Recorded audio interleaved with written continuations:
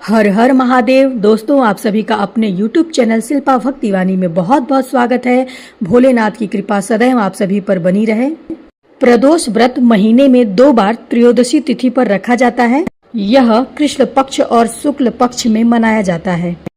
प्रदोष व्रत भगवान शिव को समर्पित है। ऐसी मान्यता है कि यह व्रत रखने से जीवन के सारे दुखों का अंत हो जाता है और भगवान शिव अपने भक्तों की सारी मनोकामनाएं पूर्ण करते हैं। दोस्तों, प्रदोष व्रत जब मंगलवार को पड़ता है तो वह भौम प्रदोष व्रत कहलाता है। धार्मिक मान्यता के अनुसार भौम प्रदोष व्रत रखने से कर्ज से मुक्ति मिलती है और जीवन के हर क्षेत्र में मंगलकारी परिणाम देखने को मिलता है। दोस्तों, आइए अब भगवान शिव का स्मरण करते हुए भौम प्रदोष व्रत की कथा का श्रवण करते हैं। ओम नमः शिवाय।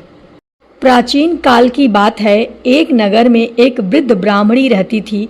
उसका एक ही पुत्र था जिसका नाम था मंगल। वह वृद्ध महिला भगवान शिव की परम भक्त थी। वह हर मंगलवार को पूरे विधि विधान से हनुमान जी और भगवान शिव की पूजा करती थी। एक बार भगवान शिव ने उस वृद्धा की भक्ति की परीक्षा लेने का निर्णय लिया। भगवान शिव एक साधु का वेश धारण कर वृद्धा के घर पहुँचे और जोर जोर से पुकारने लगे, है कोई शिव भक्त जो हमारी इच्छा पूरी करे।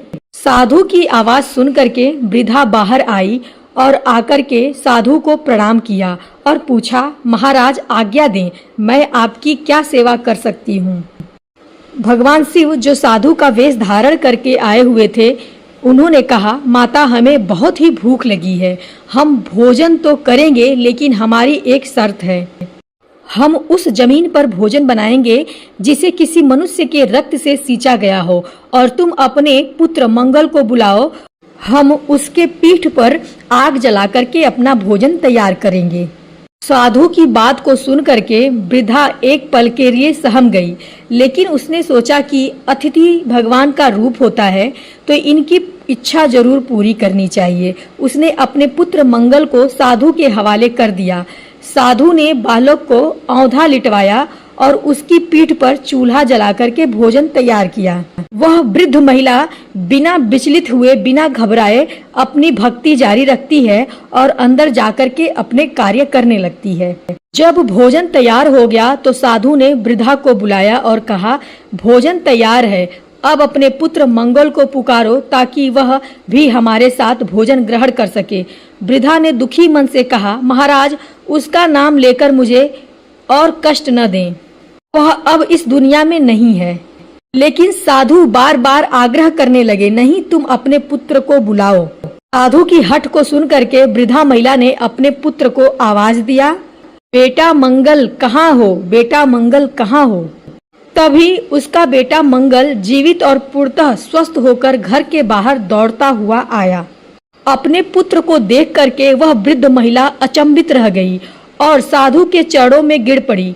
तब भगवान शिव अपने वास्तविक रूप में प्रकट हुए और उन्होंने वृद्धा को आशीर्वाद देते हुए कहा, तुम्हारी भक्ति और धैर्य अटल है। जो भी मनुष्य भौम प्रदोष के दिन इस कथा को सुनेगा और व्रत को धारण रखेगा, उसे कभी संतान कष्ट नहीं होगा और उस व्यक्ति के जीवन से सभी बाधाएं और अमंगल दूर हो जाएंगे। दोस्तों, मंगल देव ने भी इसी दिन भगवान शिव की तपस्या कर मंगल ग्रह का पद प्राप्त किया था, इसीलिए इसे भौम प्रदोष कहते हैं। इसीलिए प्रदोष व्रत के दिन हनुमान चालीसा का पाठ करने से शिव और शक्ति दोनों की ही कृपा प्राप्त होती है, क्योंकि हनुमान जी भी भगवान शिव के ही अवतार माने जाते हैं। दोस्तों, उम्मीद है कि आपको यह जानकारी पसंद आई होगी।